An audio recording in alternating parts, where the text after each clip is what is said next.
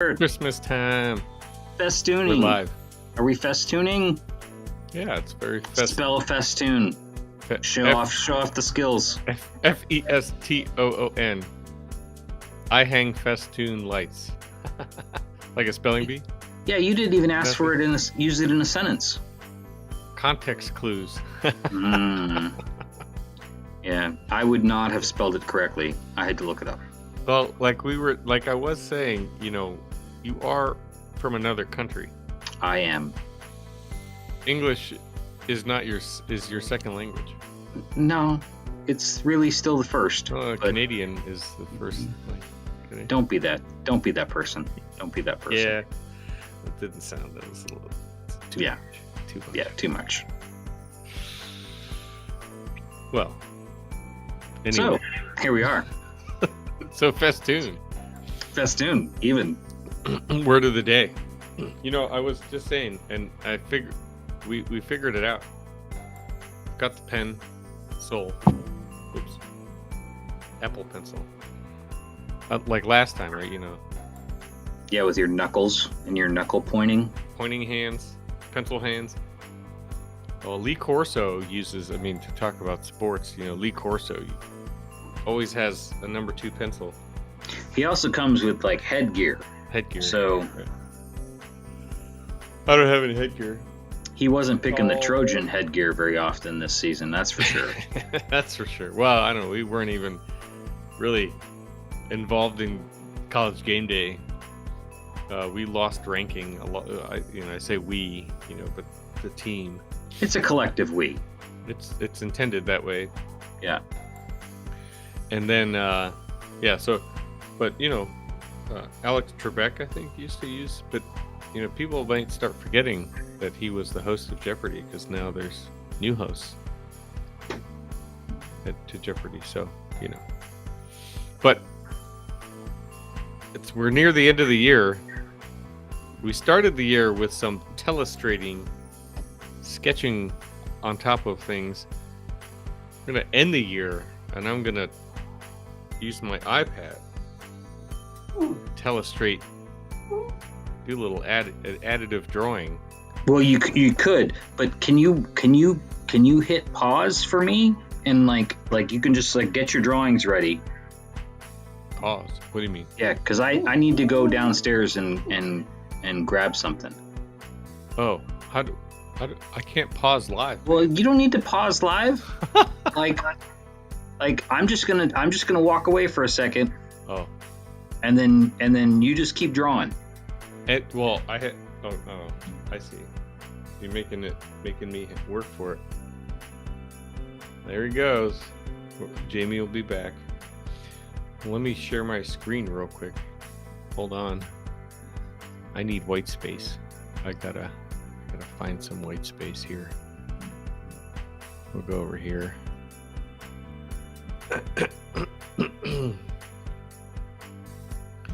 But while we're waiting, Jamie puts me on the spot. Let's see.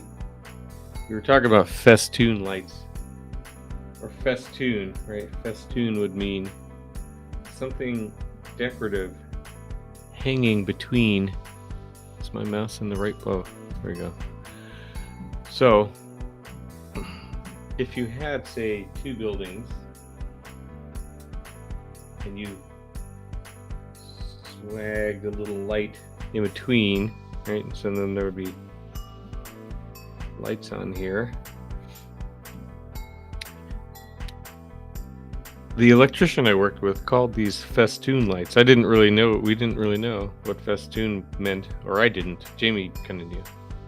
So we looked it up, and if we were to do this in plan, right? Oops.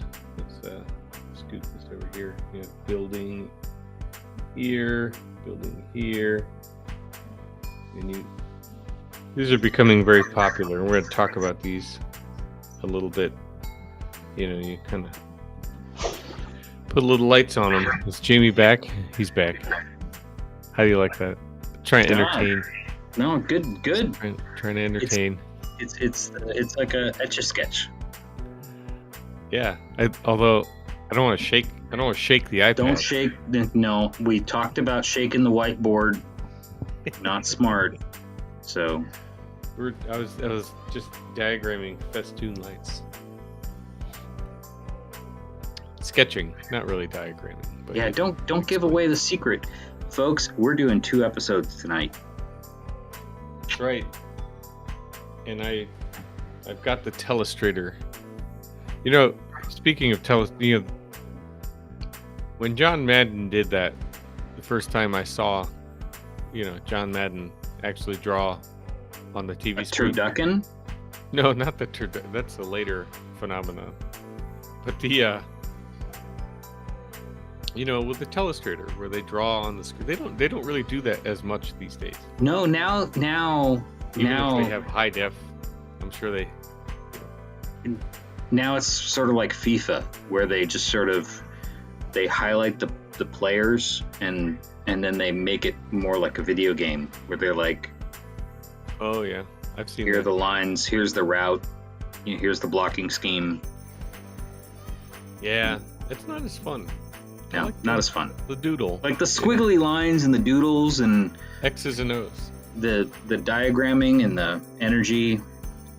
Terrible drawing skills, good drawing skills, I think all on display. I think it was the technology. Let's blame the technology. Probably, yeah. Whatever pen apparatus they had before. So yeah, so we're at episode 140, and then we're bringing sneaking in 141 as well. Do you think we'll make that the end of? Yeah, we finally got. A little, and Restream has given us a little bit of Christmas they look like a boost on that one. You said 141 and the drums kicked in. not a lot of bass, but No, like a little drummer boy still. Yeah, tinking out a little tune there. So, we'll. I have a feeling that this we also have is going to make the highlight reel. But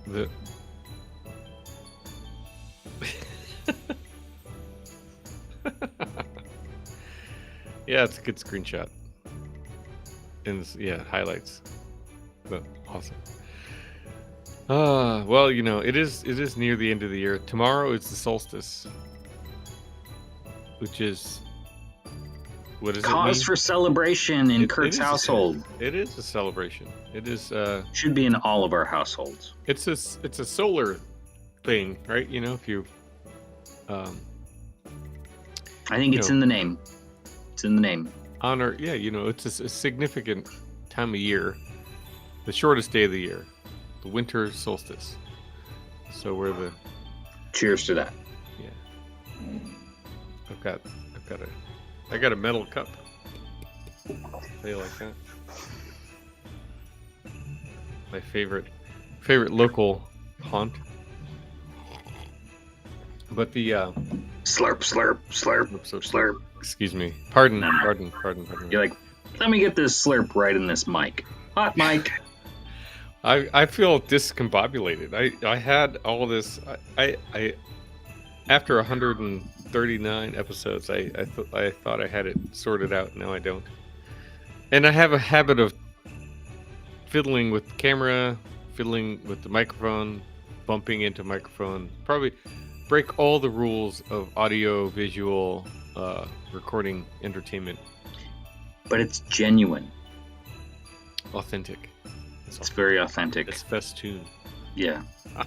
No, it's not. Could be. So, this is the warm up. We had a couple. Everyone's like, God, is this the episode? No, it's not. No, folks. This is the warm up. This is just going. It only gets better from here. That's right.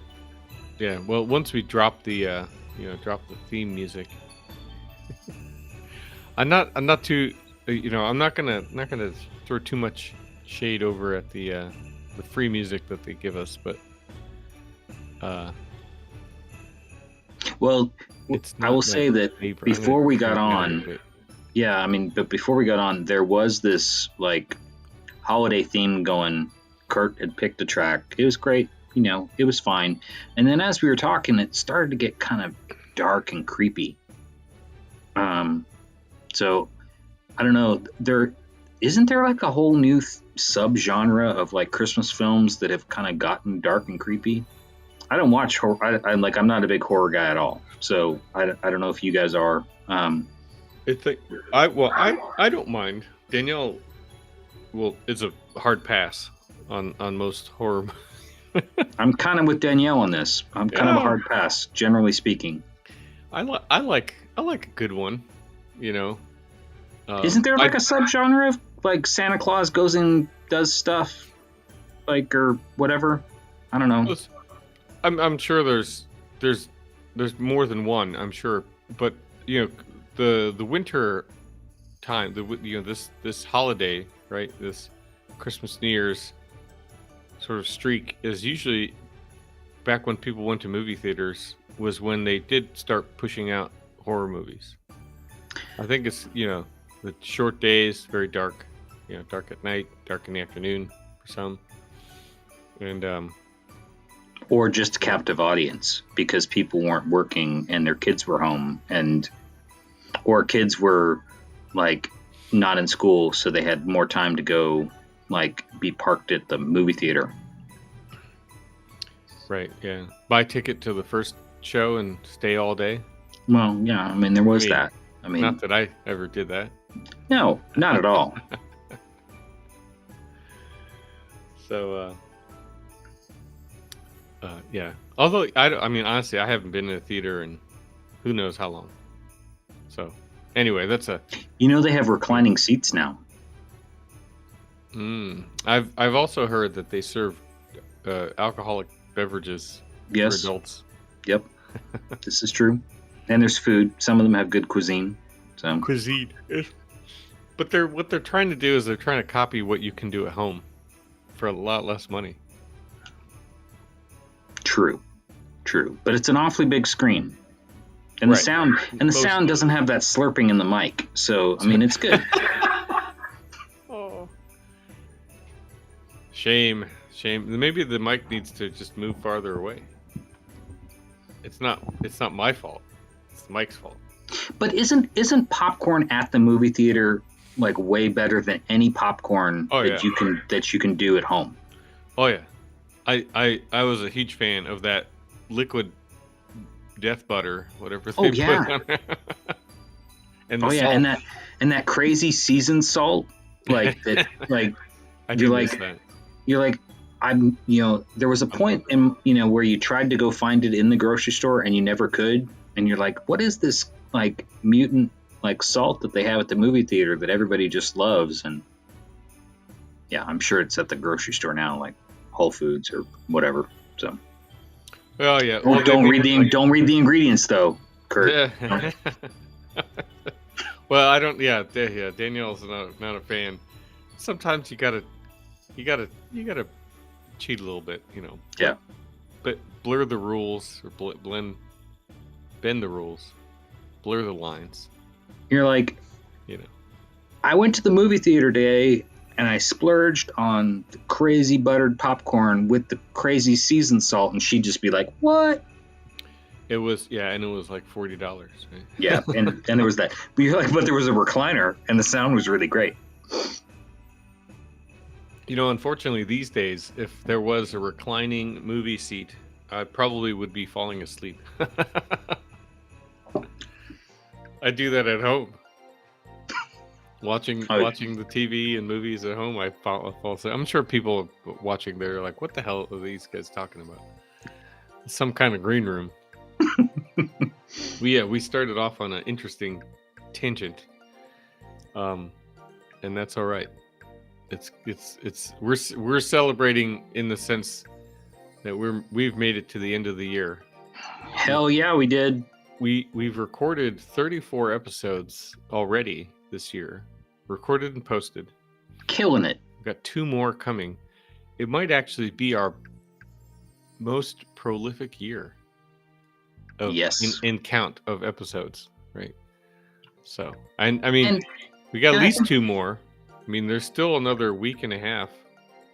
I know. I got some drawing to do. To the new year, which we do need to then talk. We have to, the spoiler is that we usually record the New Year's resolutions episode before New Year's. Yeah, just so that just because we have to do the timing right, so that we can actually land on New Year's Day, or thereabouts. I'm sure I might have missed it once. Maybe. I won't do that again. No.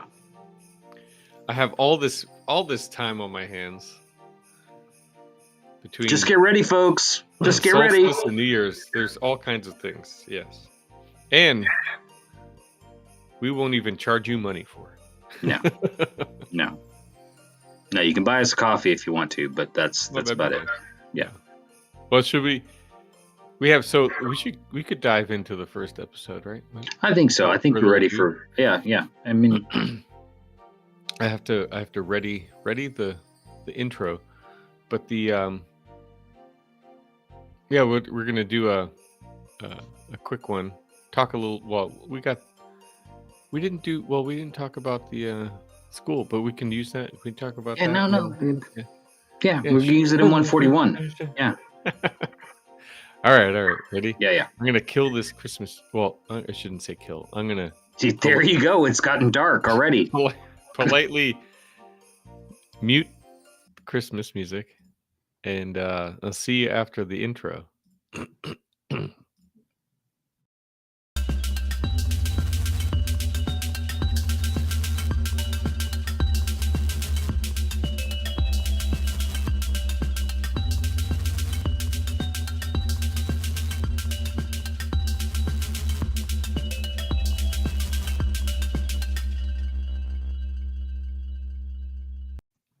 Hey, Jamie.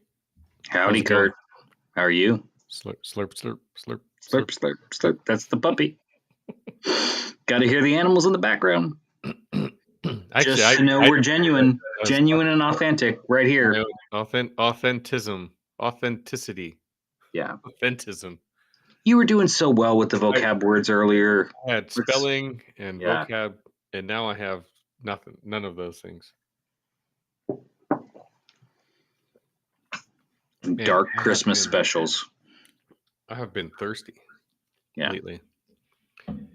So last night, before we talk about coffee or other things, there was that. So I'm drinking out of my favorite Market Tap stainless steel cup.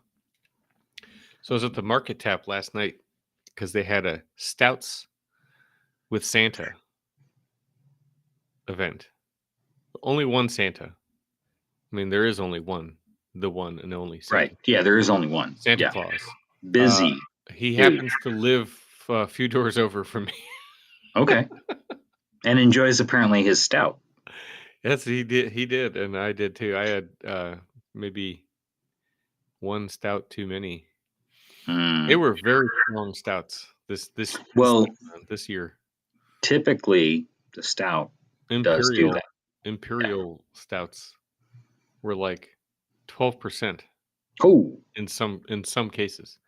Goodness. Yeah, I didn't have too much, but it's hard to.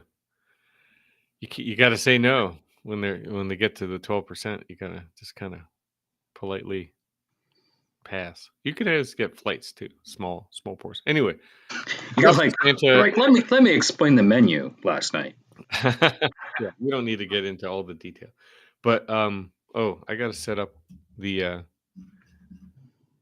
little just a little update. Or do you want to talk about coffee? Get that update going and then go into. Yeah, I think this is the short episode. This is the 140, so we're just going to go from coffee to sketch. But stay tuned, folks. With one piece in between, right? What piece are you talking about? The final reviews at I thought that was okay. I thought which what? I thought that was the 141 like penultimate. I'm trying to use my vocab words. Penultimate like year in review episode. Oh, okay. Well, we'll leave it. So then we'll just do. Yeah, we'll just. I'll. I mean, we do this on the fly, people. So keep this moving. See, this is what happens when you break one episode into two, and you're like, "I've got this great idea," and then Kurt had a whole plan for 140, and I threw a wrench in it. So I am totally to blame. I could have been not paying attention. No, when we were setting those two things up. It was me. It was me. It was totally me. So I appreciate your honesty. Well, because I wanted to slip this one sketch in because it's one that I did do that is super special to me, and I wanted to get it in this season. But we will get to it in a moment because I do want to know what the coffee du jour is. See, there's that French Canadian that I'm not in there. A. Maple syrup. Mm-hmm. You sure? Well, I had to get the bag because I actually had to write the name myself. What? Was that? Yeah, there was a. You have to do the work. What? I had to fill it myself, and then write it. But it was bulk coffee at the little sort of. I don't know what you would call that kind of a small grocer here in town, and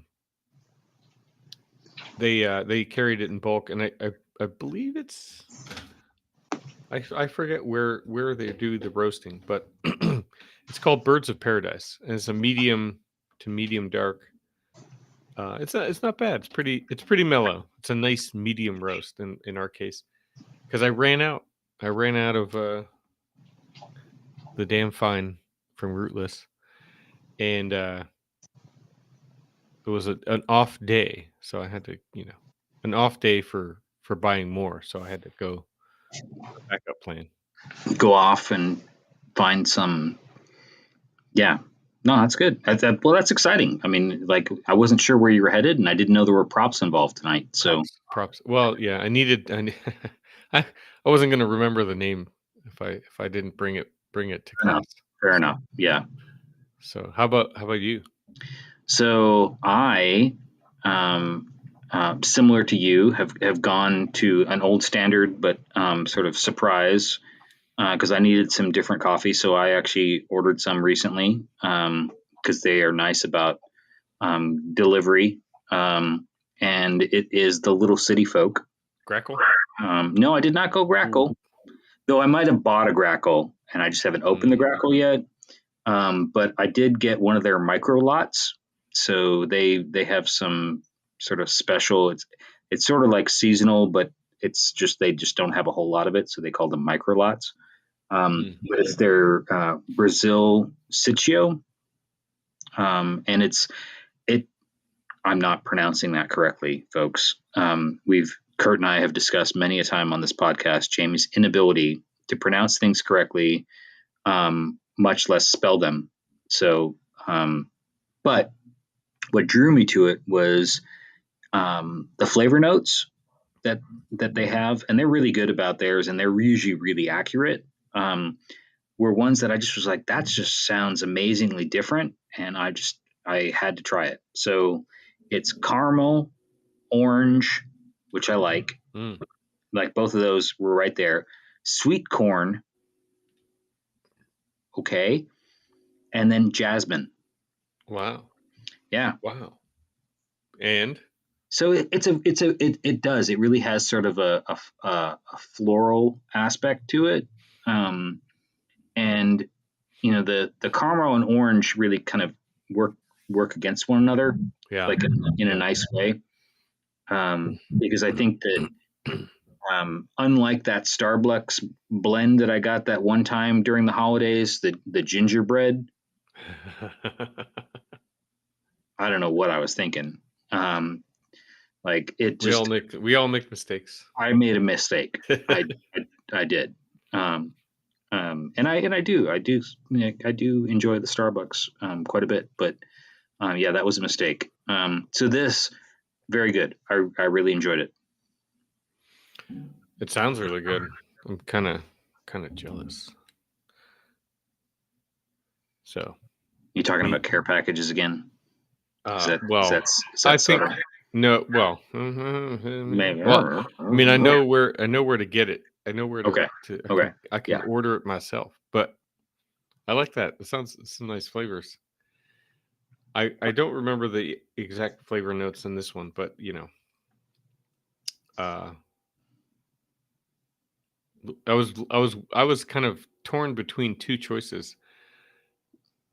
This Birds of Paradise, which was a this medium roast. It might have a citrus in there, and then there was another one that was a French, sort of a French Italian roast or something like. It was like no, that sounds like too Mhm. much, but it was like French and something, and I was like, well, I think it was going to be too generic, so I went with this one. So yeah. Anyway, And you're I'll pleased. yeah, yeah. Good. It's it's mild. It's mellow. It's like very all subtle. So Yeah. not not too much Yeah. to This one is complex, but it's also a light roast. So like, and I'm okay with that. I think if it was darker, um, I don't know. I mean, I typically like a darker roast anyways, but with those kinds of notes, I think the jasmine sort of like really brightens it a lot. So yeah, sometimes you got to mix it up. no complaints from me on that one. So should we go right to the sketch then? Let's go to the And sketch. then yeah, kind of there's the reveal. Woo, the sketch. Love this sketch. Yeah, I actually um when I saw you post this sketch, because so this is the Pantheon in Rome, not something that Jamie has sketched many times before, and oops. Not to be confused with the Parthenon or the Parthenon in Nashville. Yeah, have you been to the Nashville Parthenon? Yes. Really? I don't think I have not. I don't. No, I have Not not. I've not been to the original Parthenon, but I've been to the one in Nashville. So Well, I do remember. I mean, well, yeah. While you bring that up, I do remember as a student learning about the Pantheon and the Parthenon, and and the tongue twister that exists between the two names, and often confusing the two. But once you go visit the Pantheon, you will never confuse the two. yeah. Experiencing the dome, where the sketch is made, with the open oculus to the sky, where you have rain. I actually was there two times, and one time it was a little rainy, and we had a little water coming through, which is super cool. And Not easy to draw. no, but I think you nailed it. But you were there too with rain, right? Yeah. Yeah. Yeah, One time. Yeah. which is pretty cool. Yeah. No, it is. I mean, arguably my favorite building. And I think because um, there are spaces that feel magical. There are spaces that sort of defy logic.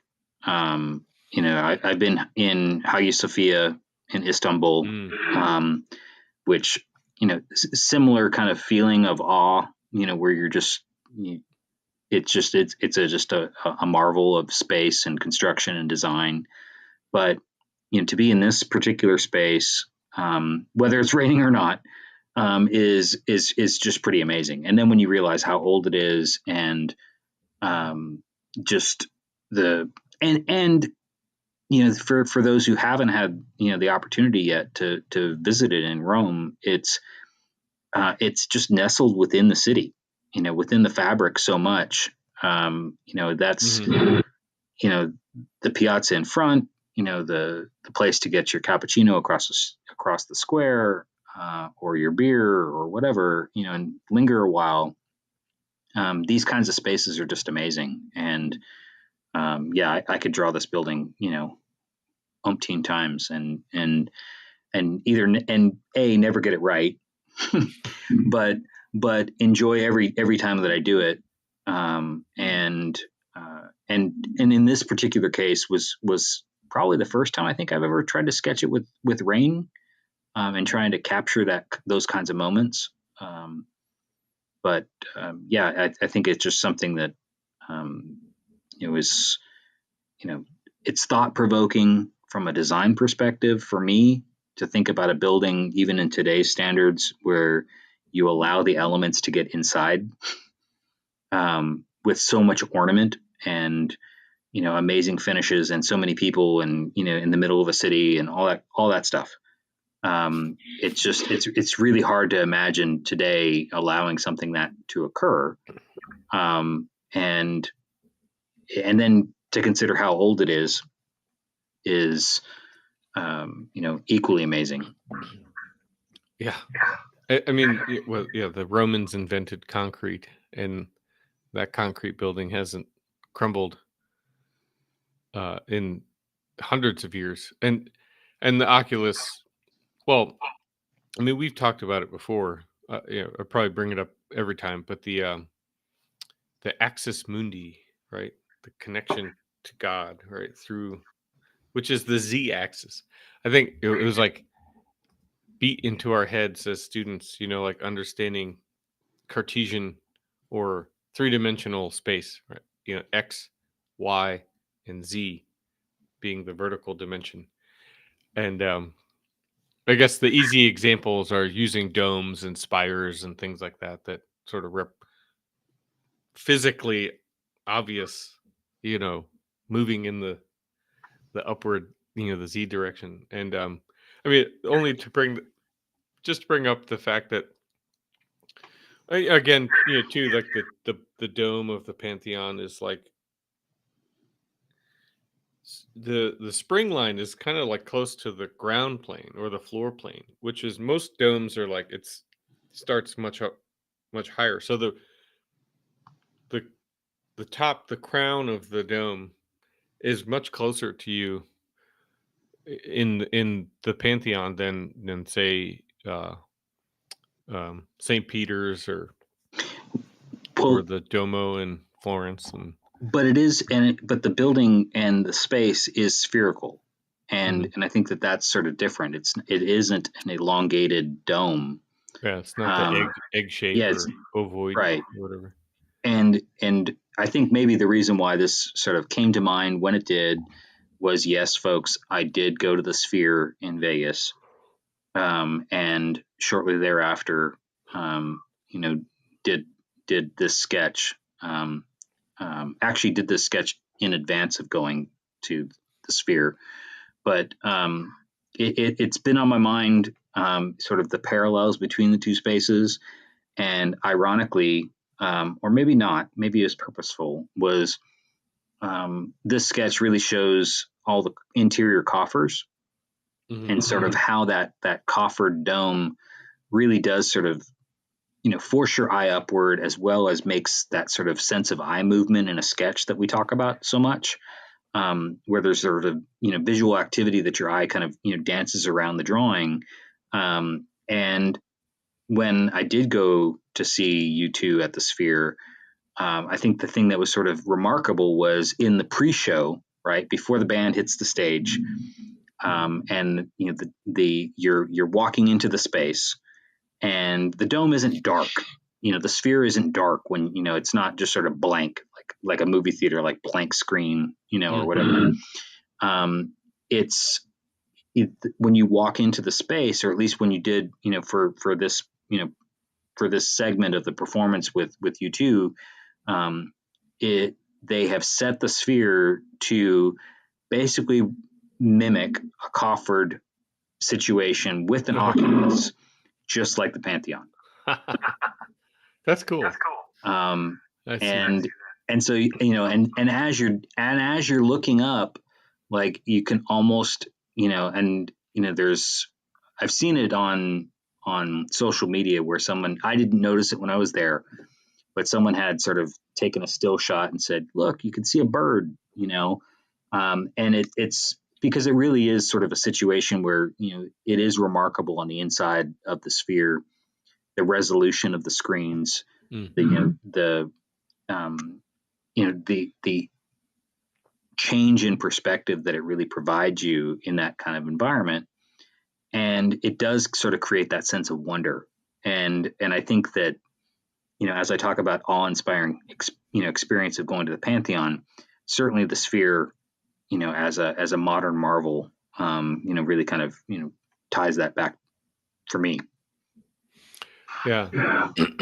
That's kind of a fun comparison anecdote with the sort of paint it or render it to look like the coffered Pantheon interior. The only other thing about the sketch that we could probably leave on, or kind of tie this up in, just to be a quick episode and a fun sort of catch up on a classic, is the way you rendered the edge, or how you faded the drawing out to the paper at the peripheral, so the perimeter of the sketch. So you have detail sort of very focal in the center of the sketch itself, which is near the crease of your sketchbook. There's the most intense, pen and hatch. And then as you got to the edge, it's sort of like in SketchUp, it's kind of, they use it's called like the fog overlay, or, this sort of like misty, fuzzy edge. And the point I'm bringing up is that I noticed a lot of my students' renderings, their computer-made renderings, they try to implement this sort of like vignetting or foggy, misty edge to their renderings, and it's just kind of interesting to me. In your sketch, I mean, as the style of the sketch, right, where you're not really finishing every single line and it's a short sketch.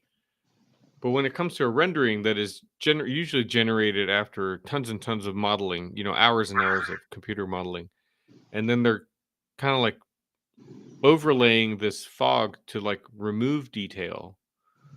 It didn't always work in my students' case, and I'm not trying to knock, because it's a hard thing to pull off. But It's just interesting, the theme of, or not the theme, but the intention to try and replicate some of these hand-drawn techniques in the computer.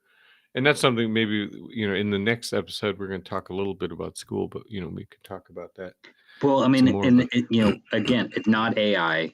It's not, we are talking about techniques, it's funny because, as we're having this podcast, hitting our 140th episode, where, ironically, or not so, Kurt had an idea a million years ago for us to do a podcast about drawings that you can't see and that we're only going to talk about.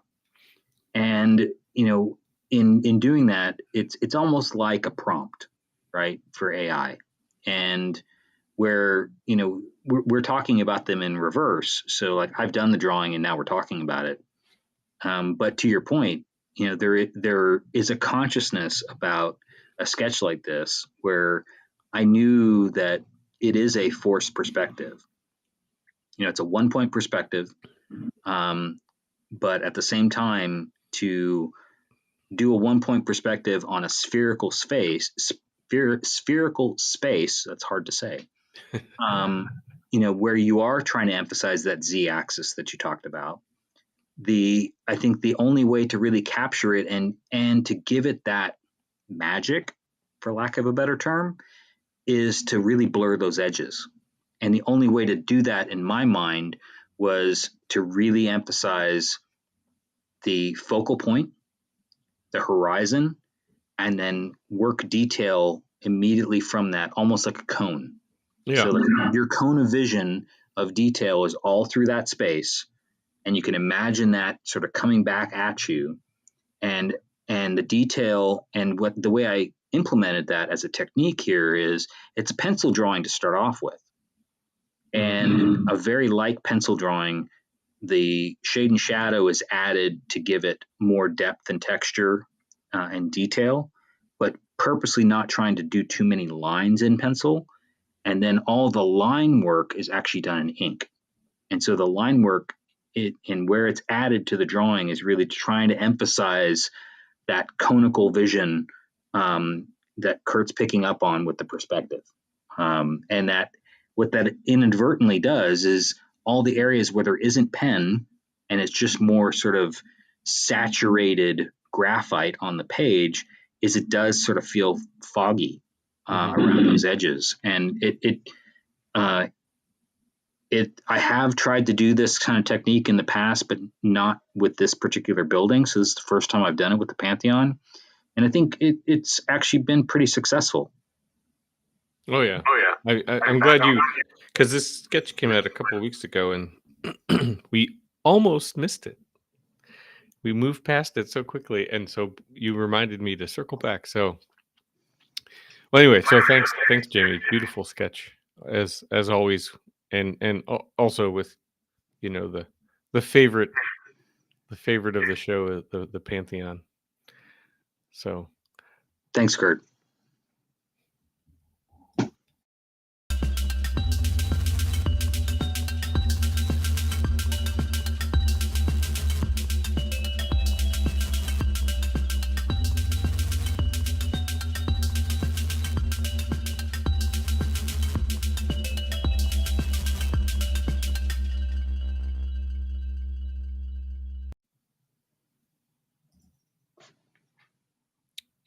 Welcome back to the green room. Green room part 2. And I don't care what your computer screen says, but mine says 141. Mine still says 139. So and I think so I jumped back on and got the technique right to like change the title at the bottom, green room. I got the episode count updated, even though you won't see that. And we did the intro, outro, and now we're back in the green room where we can make slurps. We are like, this is like a well-oiled machine. It is, yes, a machine of some sorts. Yeah. No, yeah, we're on a hot streak, on a heater, as one would do in Las Vegas. Yeah, I need like my baseball rally cap. Rally, that would be actually excellent.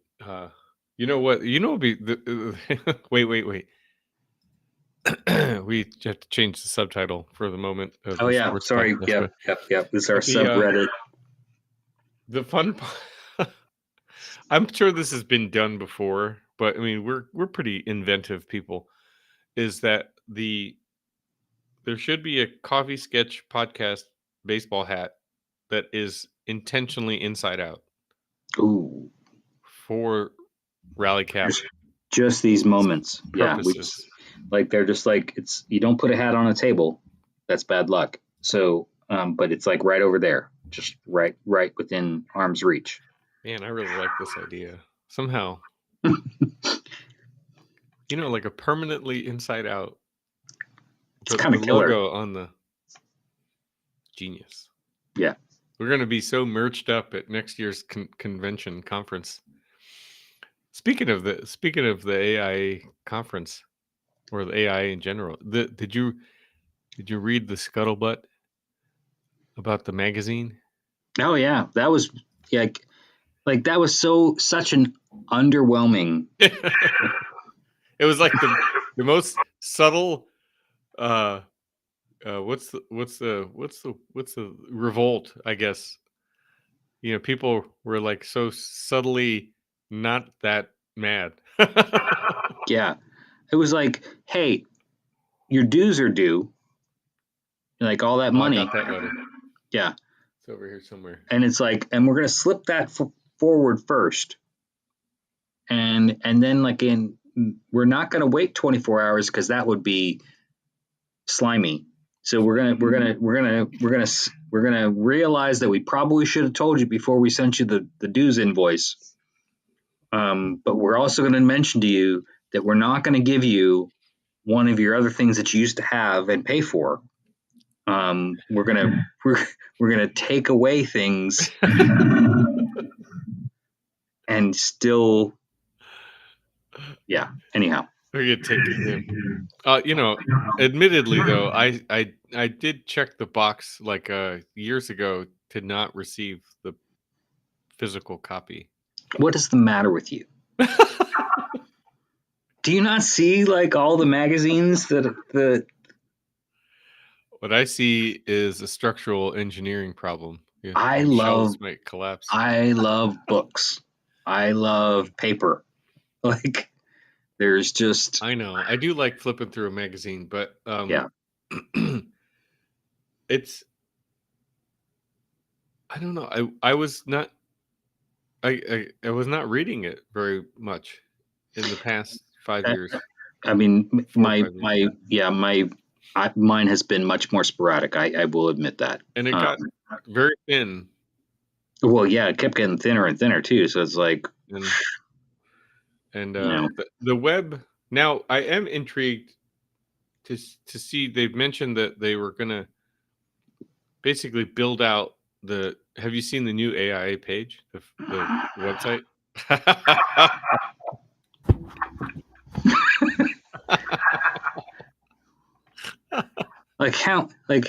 I'm sorry, but like how many times do we need?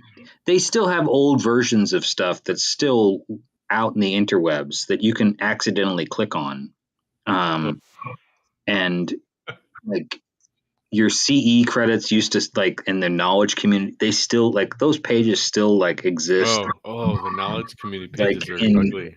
Oh my God, it's like yeah. Oh, well, people do listen to our podcast, so we have to.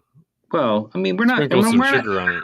I mean, let's be honest. We're not telling anybody things that they don't already know. Yeah. I mean, this is it, and both of us have been, as much as we've been critics, and maybe in my case more of a shit disturber. We're allowed one of those words. Green room language. Yeah, we're allowed one of those words every once in a while. But yeah, I mean, we also are advocates for the profession and for the institute itself. I mean, that's not going away. So. Yep, you will still receive my dues. Yeah, mine too. Are your state? Well, I mean, Michigan. We don't have to get into that, because it's we probably don't because it differs state by state, so it's not really even worth. Yeah, talking about the breakdown. But yeah, anywho, yeah. So new website. I think they're the way it sounded is they're gonna like have basically a magazine on the website. So I thought they were gonna like put Alexa on there. Like the way they were sort of saying it was like Alexa's gonna like AI your AIA. Oh, yeah, they were gonna curate that's algorithms. That's the part I'm curious about. How's that gonna work? Because I'm thinking that sounds great. Like if it's a little bit more curated content for me, and that I can add or subtract things a little bit more easily, with the site's assistance. Like I'm all for that. That sounds amazing. Because I do tend to, just as you do, I know, go down rabbit holes and be like very interested in something for, pockets of time that isn't in my main lane. But the concern I have is what I just was saying before was they've also got some like ancient websites that are still active that, you click the wrong link and you're over there, and feels like it's 1995, not that I was a member in 1995, but you know what I'm saying? Yeah. My first. Did they have a website in 1995? Geocities. I don't know. Yeah. Probably like a Geocities page. Geocities? Is that GeoCities? You mean? GeoCities. GeoCities. Is it Geos? It's pronounced GeoCities. I don't know. We're getting into that grammar. Yeah. Phase. In my world, in my brain, it was GeoCities. Yeah, It's probably GeoCities, and I've been, just like it's those were cool. There's a fantastic podcast I think 99% Invisible did about the presence of those early website, and how it was kind of like these websites were a digital version of, say, somebody's like bedroom wall. message boards. Yeah. And it's like, click here for this and click. Yeah, with we the should string. Go back to that. We should go back. We have talked about it on the podcast that I am convinced that your camera angle is hiding the wall, over your right shoulder that has like all the people's photos and the buildings and the string connecting all the dots. Yeah. Like Fargo. Well, it's probably was the mind map for the AIA's new website. Is right there on Kurt's wall over his right shoulder. That was giving me a lot of credit. I wish I was in charge of that. But yeah. So should we go into our should we go into the show, or do you want to talk about the LTU finals? No, let's do the show. Let's do that in the show. Yeah, in the show. Yeah. In the show? Are you keep it in. Okay. Vote for it. Which that means, so you're telling me that I need to start the intro? Cue the intro.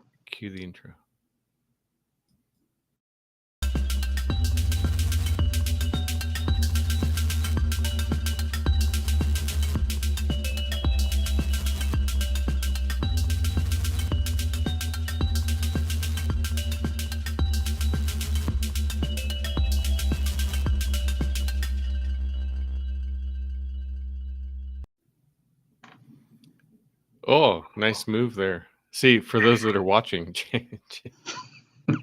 Jamie gave me the old like Will Ferrell playing. Who was that guy from Inside the Actor Studio? What was his name? Anyway, yeah. Okay, so welcome to the show. 141. 141. How you doing, buddy? I'm great. It's there's so many positive feelings that I can't even express.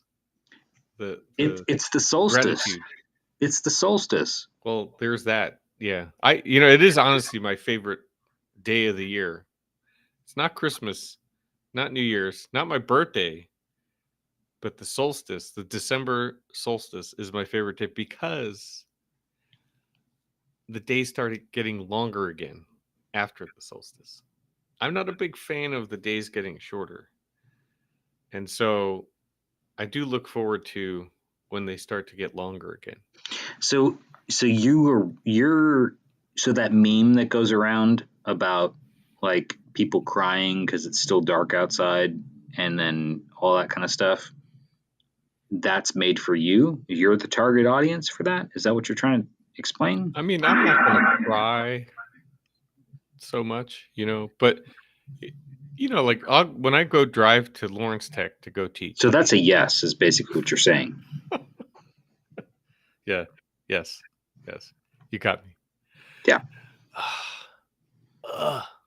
See, folks, I just saved you from Kurt's driving anecdote where he tells us about the bad coffee that he has to stop and get on the side of the road because it's so dark outside as he's driving to Lawrence Tech to go teach his classes. But then it's like you go there in the dark, and then I go home in the dark. That's a lot of gas station coffee. Yeah. Well, I found a spot that they have Dunkin' Donuts. The Dunky. Dunkin' Donuts is really big in Boston. Mm-hmm. It's East Coast. Mm-hmm. It's primarily. I mean, that's how I. There's not very many of them around here in Michigan. I don't know about where you are. Yeah, not very many. It's Texas. It's a very big East Coast thing. But we are going to get a Tim Hortons. Oh. We are getting Timmy's. We got a Chick-fil-A. in Flint Township. I'm not. I don't know if I've even eaten Chick-fil-A. Don't. Yeah. Don't. Pass. I'll pass. Yeah, just pass. So it's a pass. Yeah, there's a lot of reasons to pass, and we'll just leave it at that. Right. Yeah, and this is not necessarily going to become the food blog. No, or political. We've usually shied away from both, and they tend to cover both bases. So, well, so should we talk about coffee? Then you were telling me about your gas station. Finish that story. I totally interrupted you. Oh yeah. Well, I mean, I get the Dunkin' Donuts, and sometimes I go to Speedway, and get some. I mean, I don't know if you probably don't have Speedway gas stations. You have Speedway down there? Yeah. Really? We also have Buc-ee's. Oh, I think you got to go to Ohio for a Buc-ee's. Yeah, and I've sent you the picture of the Gigantor Buc-ee's. It's like Godzilla of gas stations. So, I'm a fan and a friend of the City of Flint building inspector, but he has a hat for Buc-ee's. Are you trying to tell me you'd like some Buc-ee's merch? Because I will say it's a nice looking hat. I will say that there was at our holiday gift exchange at the office.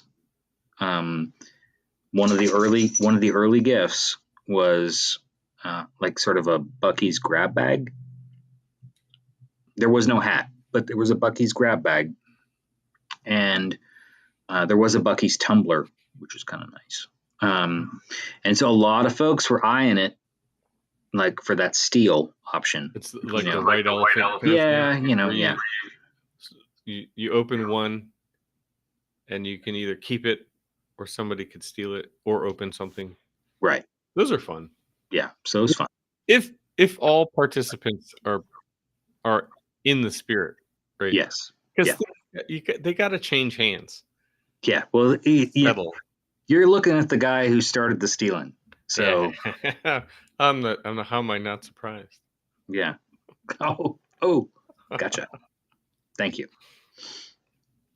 That's the motion of stirring. Yeah, I know. We talked about that in the green room. We're not going to throw it in this episode. That's why, yeah.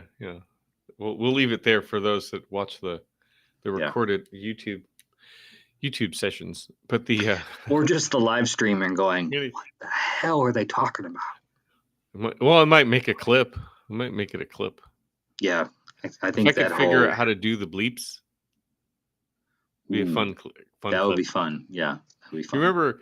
Now I'm gonna go off topic, but that's why I'm so gratitude for all things this year is Arrested Development. They did an episode where they bleeped random words, like they weren't even cuss words. Did you ever watch Arrested Development? No. Oh, wow. There's a lot of points lost. I could see the pain on your face as I prepared to answer. I'm always disappointing Jamie by something, but this time. Are you taking notes? He owns the disappointment. Are you taking notes? Are you writing notes down? Oh, I feel like the scoreboard is probably a deduction. Yeah. Tipped in my direction. But anyway, we can't talk about it if you haven't seen it, because it won't be funny. Listeners that are aware, but anyway, we just got to move on. I don't even know where to go. Hopefully we can redeem this episode. Yeah, and I think we have time. It's early. It's early in the episode. Still time. Yeah. All right. So aside from your Dunkin' Donuts or your Speedway coffee, what's the coffee of the day today? Well, I still have a nice. I overfilled this bag that I got last week, or this week, last weekend, of the sort of the bulk buy. So I got even more than a pound it's called Birds of Paradise, as I mentioned in the last episode. So when you say it's the bulk buy and you overfilled it, like, are you saying that you like cheated them? No, they still put it on a scale. Oh, okay. I mean, like, I wasn't trying to like, I This wasn't guy, trying to out you as sort of like a robbery suspect or something like that. It just was like the way you kept saying it. I was like, are you trying to tell me something? they're gonna hang a screenshot of the podcast in the Dale's like, Whole Foods. Look, he's got it in his hand. Don't sell anyone. Don't kick him out. We make him right on the back too. Yeah. You know what's a fun no, you ever buy anything in bulk where they have like the bins with the handle? Sure. You pull the handle and it starts filling, and then luckily it didn't dump. I thought I was going to spill some beans there, but anyway, so I feel like we need the CCTV video footage of Kurt filling his coffee bag. Like, I would love that too. I have a GoPro now, so maybe I can hang the GoPro up in the. I'm going to do that. You totally. Like, you didn't even need to tell me you had a GoPro. I would have just known that. Yeah. Like, and I think if listeners have gotten to, like, we found out this week that there is somebody who's just found our podcast, and they gave us a beautiful, very generous shout out. And I was like, that's awesome. We're about to drop a new episode. And they were like, hold on, I'm starting from the beginning. And I'm like, ooh, sweet, good, brave. Brave. That's where the gold was in the beginning. But he will absolutely know by probably episode 5 or 6 that Kurt would absolutely be the person to have a GoPro and take it to go fill his coffee at the bulk thing. And that's going to become. Oh, is that going to be the new outro? Ooh. We are coming up with so much good stuff in this last episode. Yeah. I'm taking notes. This, we haven't even decided if this is going to be the last one of the year, but no, but we're getting close, folks. We're close. Yeah. We have ambitions for other. Well, anyway, so what about your coffee? Because we got all off topic. Well, CCTV. No. So, like I mentioned in our last episode, I've gone to the little city, out of Austin, Texas, and it's a micro lot. And I described the notes last time, but I'm going to try and do the name. I'm going to try and do my pronunciation skills. It's a Brazil Sítio dos Cedros. That's pretty good for Jamie. Not too bad, but yeah. So it's caramel, orange, sweet corn, and jasmine. The jasmine really does it really, that scent really does come through. But I will say that it is one that I might gift. I might consider gifting to somebody. It's that time of year.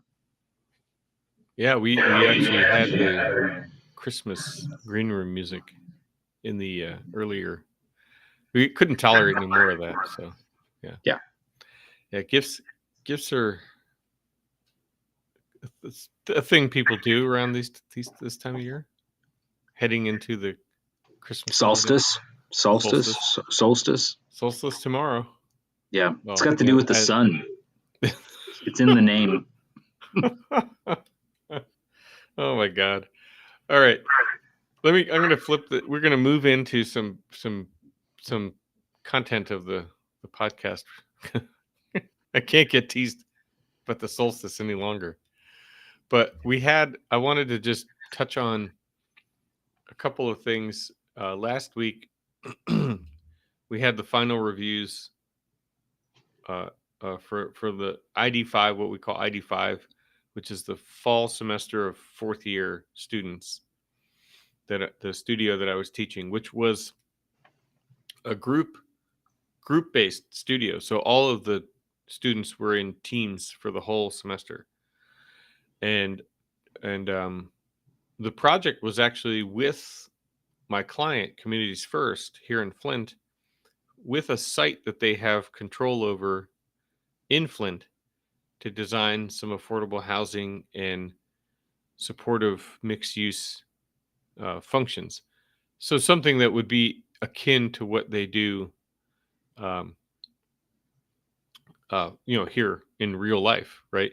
And so the students got to interact with the client group, different staff, people in the community in the city of Flint, and throughout the semester, and then develop their own design for about a 50-unit building with mixed uses. And I gave them a little leeway on how they chose to mix units and program the non-residential spaces.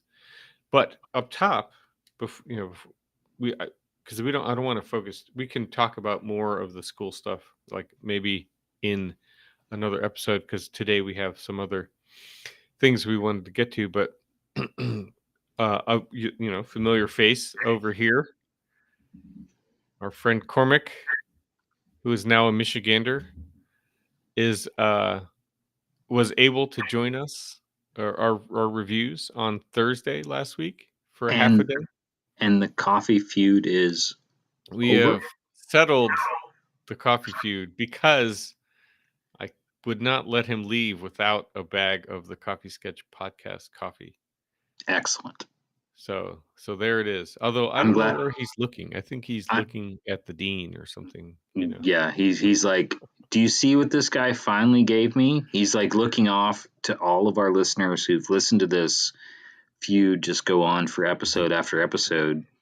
And I will say that there was a little shade from him early on, and then I think he even forgot that there was a feud, even though we were holding on to it, or at least I was holding on to it as a casual observer. Well, I will say that the man is quite busy at the moment. Yes, with his client work, and he has ghosts in his house too. Have you heard about that? He's got ghosts in his house. So, I don't want to talk about that. Yeah, I don't. I mean, we're in Michigan, a lot of old buildings. Yeah. Okay. I will point out, however, this here, using the Telestrator. Oh, we're going to. We're debuting the Telestrator, folks. We started it at the beginning of the season. Now we're going to the second. You even got the logo. Is that the logo of the school? Oh yeah. There's that. Yeah, that was a good catch. But the thing I'm trying to point out here is as they do in sports, right? If they're Telestrator, is that there's a missed connection right here. That I was putting the hand out to break the feud with a shake. Oh. And so, something happened in lost in translation. The shake wasn't made. The coffee was delivered. So could it be the feud is broken? I don't know. I just it's like or the feud continues? Like shoulder shrug, question mark, tilt head. So anyway, we'll leave it at that. I know he's behind on episodes, so he as he catches up. Yeah, as he catches up, he'll find out about the feud in like February, so it's fine. So then I just wanted to show I got to bring up an old friend. This is Dwayne McLemore at Mississippi State, and we were classmates at USC. And did he wear that T-shirt to the design reviews? He did. Killer. Yeah, you'd like Dwayne. We're gonna have Dwayne on for the podcast because he still sketches, as awesome. We were taught. Always have a sketchbook. Yep.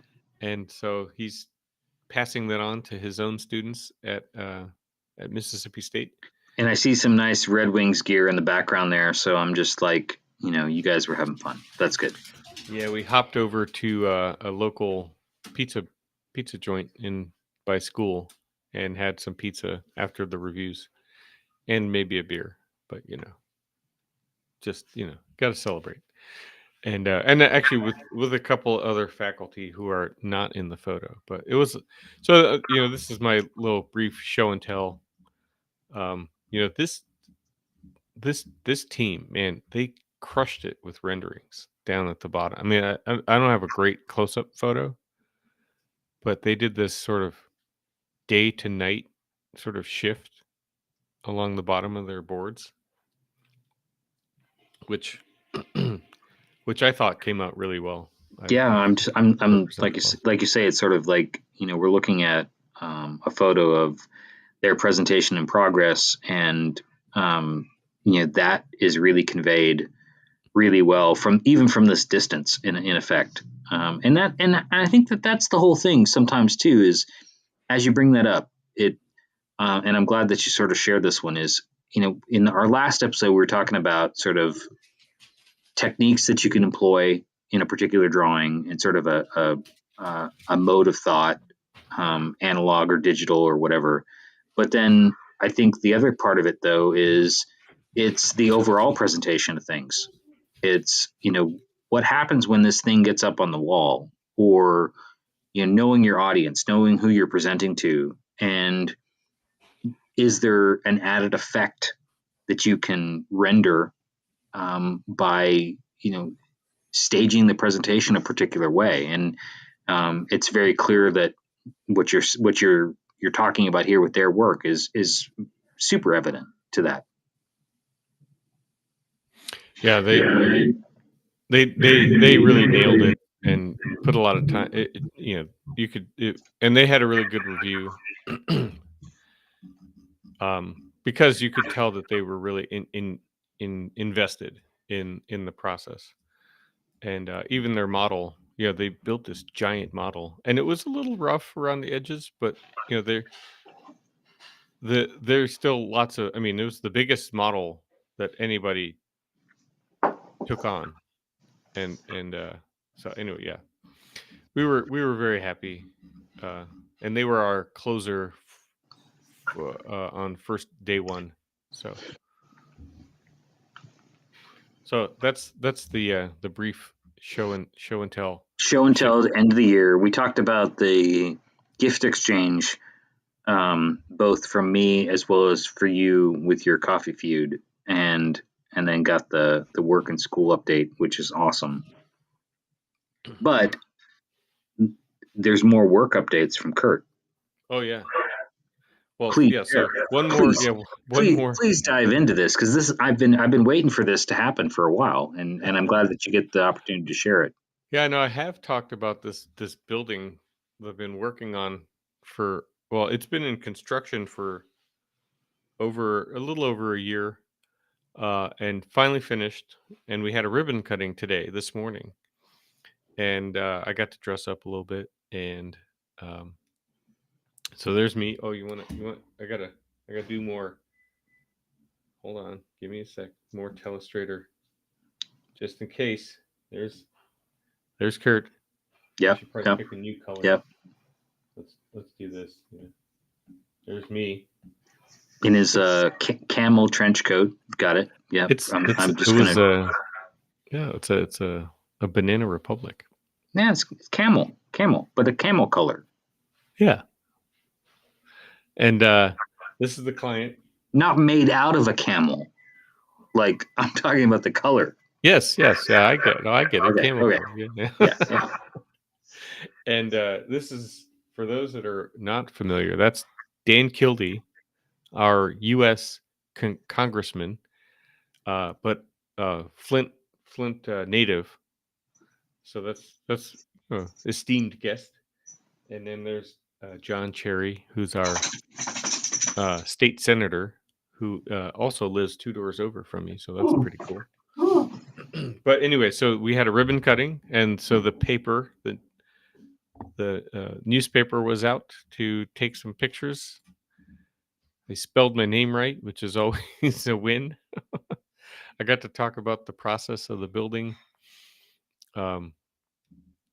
and I got a few minutes, and then that's sort of what the room looked like, which it was so interesting. All these cameras and microphones and things like that. So kind of new to me, not something that happens every day. And then this is a Yeah, I mean, picture. and you're even Of, rocking the vest. yeah. Well, I thought it tied the outfit together Yeah. with my Oh, green flannel. And thanks for noticing. And and this is the sort of the corner, the main corner intersection. Um, and I think it came together really well. Um, it's exciting that it's finished. I think they've got people moving in already, and it's 48 units of a new addition to the city of Flint. So that's super exciting. Congratulations. I know that yeah, you worked thanks. really hard on it, and I know that the construction can be very tiring. For anybody in the design industry, because it's the part where there's oftentimes the most clarifications needed, a lot of prayers, and a lot of patience. But at the same time, getting to celebrate at the end is pretty special. So congratulations. Yeah, thanks. It's I guess it's nice, right? Again, we're approaching the end of the year, and lots of things to be happy for, grateful for. So, but Jamie was also in the newspaper. Look at us, just clogging up the news cycle Yeah, for things. admittedly that's an old paper, but for I brought it back out for a recent Instagram post, because a project finally got completed. So this is one of those newspaper articles which rarely, did I say rarely, Yeah. happens for an architect. Is this is at the beginning of the project, right? This is before the magic happens. This is before you've drawn anything, and I would say that in yeah, Kurt's doing excellent telestrator work here, folks. But yeah, I think in this particular case, it's one where, in my work, a lot of times it's in rehab and preserving buildings and adaptive reuse. And so, the headline for this is, "What are they doing?" Literally, front page of this small town, and the headline is, "What are they doing?" And that just is sort of priceless. I couldn't have expected or hoped for better. Because and at that point you're like, wow, now we really got to deliver.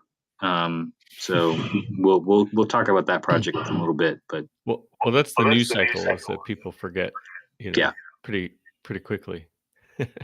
that too. That yeah, there's that benefit, right?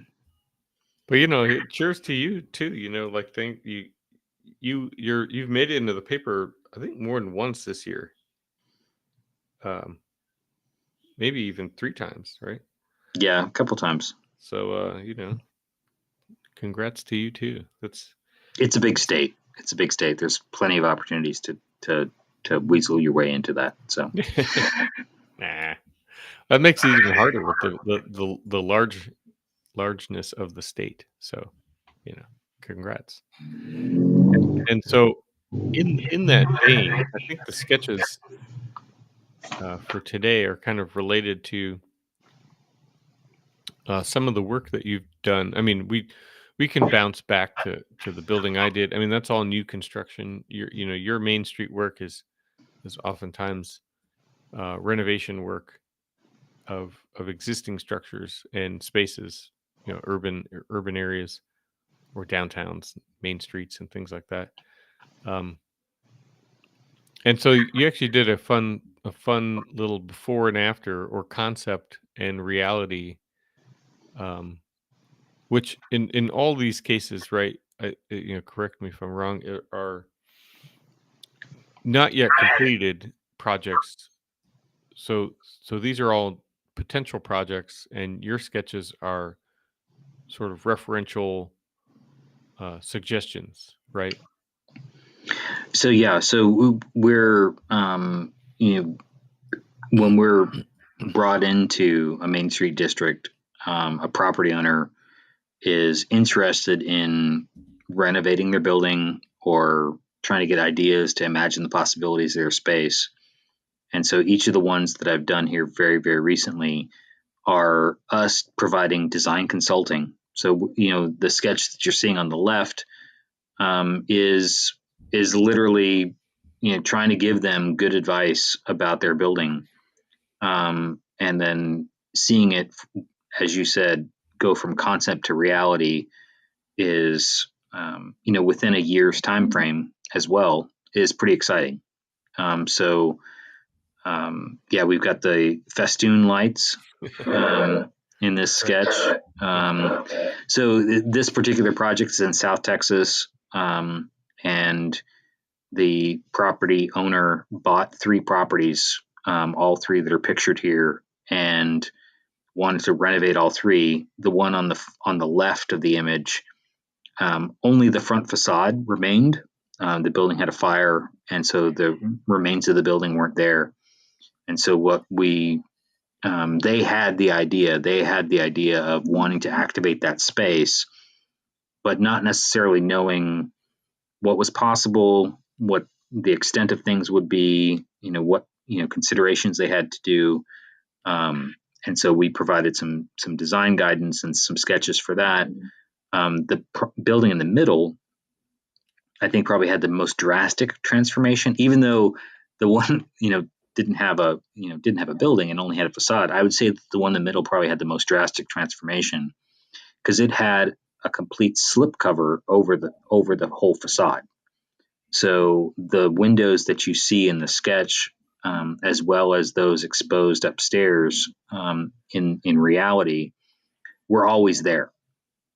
They were just hidden behind a really poorly applied stucco facade that really covered up all of that. And that's oftentimes what you'll see in a lot of these historic downtowns is someone comes in to modernize, quote unquote, modernize the building, change the facade, change the storefront at the bottom, cover up or blank out the spaces upstairs. Sometimes, in some cases, just to create storage out of that upper floor, kind of reduce the amount of use. And this property owner was like, I've got this whole second floor. It's amazing. There's all this stuff up there. We're not sure what to do. What do you think we should do? And I'm like, well, first things first is let's get that stucco facade off there, and reveal those beautiful wood windows that are underneath that are, as you can sort of see in the sketch, but also in the photo, the scale of them is amazing. Probably floor to ceiling height in that upper floor is probably 14, 16 feet. And the windows themselves are probably, 9 or 10 feet. It's pretty amazing. Yeah, it was a historic pharmacy on the lower level, and then there was office space, doctor's offices, and things upstairs. Yeah, those tall windows are quite striking. And this terrace, is that accessible from the neighbor? No, it's from the back. You can see in the sketch. Yeah, sketch on the sketch on the right. Oh yeah. We had kind of shown them where the terrace wouldn't be quite as large as they made it. They ended up making it, but I think the activation overall is pretty impressive. Yeah, this is a cool sketch too. If sort of like the over under dealing with sort of level change. It's kind of cool. Did that part come? Did they build it quite in this way, or not quite? It's like I said, it's a little bit bigger than we anticipated. But yes, it's sort of a steel substructure, steel staircase, space in the back for 2 food trucks. So there's power and all the connections off those little concrete pads. So I think that's really just a neat, getting a little elevated view, or space, up off the sidewalk is a nice element, nice feature Well, that. it's, a lot of our downtowns folks are very interested in roof decks. Mm, And so one of the things that we tried to talk about with them was, um, preserving the front facade as much as we could. But then any work that we were proposing for this upper deck and this sort of, insert of our design move was going to be pulled away from that, so that the two things were noticeably distinct. Um, and it again, the railing isn't exactly detailed the way that we would have maybe suggested it on the front. But a lot of the other details are absolutely picked up the way we were, hoping that they would try and do it. We were hoping it would be a little bit more transparent. mm. It's hard to pull off, but I think, by and large, this is a super successful project, and their downtown has been in, and the folks in town are really appreciative of it. Well, I think the best part is when the reaction, right, from occupants, residents, neighbors, um, and that's that's kind of the warm fuzzy part No, of what for we do. sure. And yeah, I see what you're saying. Pushing the railing back so that it doesn't interfere with the historic portion of the facade, and it's a subtle move. But if it was sort of right on top or right up against, the cornice or the parapet of the facade, it would conflict a little bit more, or not a little bit, but too much more. And then, so yeah, those are the kinds of, you know historic preservation suggestions that are helpful, which sometimes in my neighborhood, it's hard to explain that to clients. The subtle maneuvers. Well, and I think that's the whole thing. Is there's an ability to draw stuff. There's ability to design it. There's a way to kind of move it forward. And explaining it is part of the process, but then also sort of helping folks really appreciate, the subtleties of those little moves. One thing my team and I try and stress is that when we see something like that, we really try and stress it. It's not something that you're putting the big red arrow on and trying to highlight for somebody, but we're hoping that in some of those cases that they really appreciate our concern, over some of those details. When there isn't a regulatory review of some of these things, and you're only dealing kind of in that sort of gray area of trying to use the Secretary of Interior standards as sort of best practice for some of these communities, and there isn't necessarily a strong ordinance in place. You really want them to do the best thing for their buildings, and so you're hoping to convince them, and do it in a way that you bring them along in the process, and sort of respect that, that ultimately, in a lot in all of these cases, they're the ones who have to live with the building. Yeah, Um, right. Yeah. So, well, I'm gonna try and use that next time I have those kinds of conversations. That bring them along and sort of, you know, it's the marathon, not the sprint sort yeah, of approach. for sure, for Yeah, sure. yeah. So there's a couple more that we just couldn't help ourselves from adding in here. Normally, we don't Yeah, talk about so many sketches. So, um, you know, and these I think we just want to highlight sort of quickly because it's sort of the sketch and then the after, but I think it really kind of captures at least partially the nature of my work, but also just like you were just alluding to, it's that power of convincing folks that you've got something here. You've got a neat building. Let's lean into it a little bit. Yeah. And and this is kind of like a overlay sketch, right? Like over top of a photo. Yeah, so I did some really kind of creative old school um, sketch over photo, but also did it with watercolor. Ooh. And I really kind of liked the way it turned out. Um, both as a drawing, but also as a communication tool. This was a particularly difficult project and a client that had some really like strong opinions about how they imagined the space working. And a lot of it had to do, in this particular case, with them both repairing and restoring some windows, but also having to replace some. But in replacing them, making sure that they maintained the proportions and the very unique details of the upper windows, both at the transom and then on the second floor. You can see they all have crazy patterns. Mm-hmm. They really make the building. All of those patterns were existing, though some of the windows have been replaced. Actually, the majority of the windows ended up being, most of them got replaced as opposed to repaired in this case. But the proportion and style of the window and details were all maintained, which was really super important. And then the area below the canopy, that whole area basically had to be rebuilt because it was drastically modernized in like the 1960s and really drastically altered to the point that it didn't resemble anything of the original.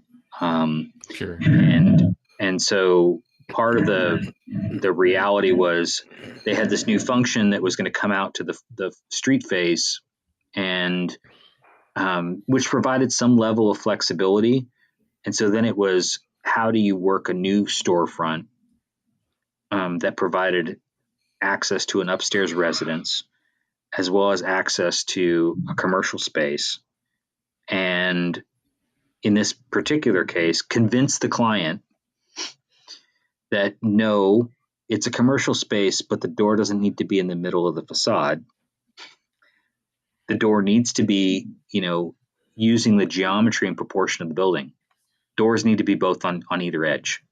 And so that was the first big move. And then they also wanted some indoor-outdoor. This ends up being a cigar bar. So that center storefront panel, actually, in their case, they did it as sort of three different pieces of glazing, but it all moves as one piece. It could have been one large piece of glass that moved as one piece, which is the way it was originally sketched. For whatever reason, they opted to go with the smaller muttons in there, and that's fine. But that's about the only change. Yeah. From sketch to reality. I was going to say, we as a people did some interesting things in the 60s architecturally. Yeah. We have a lot of the same symptoms here in Flint and in Michigan, strange 60s things. That should be a whole other episode topic. But so you want to jump just last pairing? Yeah, and just the last pairing, all I'll say is this is one of those where it's sort of one of those dream projects where you get to take that old gas station, old service station, and help a couple, turn it into that restaurant of their dreams. So this is that newspaper article come to life. And my team and I were visiting a couple other projects in the area, and we're able to have lunch here. So that was super special for us to end the year, in literally enjoying one of our projects. And so that was, I think a beautiful way for us to kind of close 2023 from a design perspective. That is cool. It's question answered, right? right? Because the question was, what are they doing? Yeah. Burger joint. Excellent burger joint. Oh yeah, that's cool. We could say, oops, where's my let me just put the old icing on the cake. There it is. The answer. The answer is have a burger. But I like the striking red canopy top, the roof parapet, and well, it is fun. It's a good wrap up as far as where we started and how we finished, and and and I don't know. I can't close it out any better than that. But thanks, Jamie. The some fun work, and I think what was the other thing to remember is we will have to talk about what significant significance the 60s architecture. Yeah, add that to the show lists for 2024. And yeah, so I guess I'll let you go. I think the dog's getting a little antsy. Yeah, two episodes is probably too much. So yeah, well, we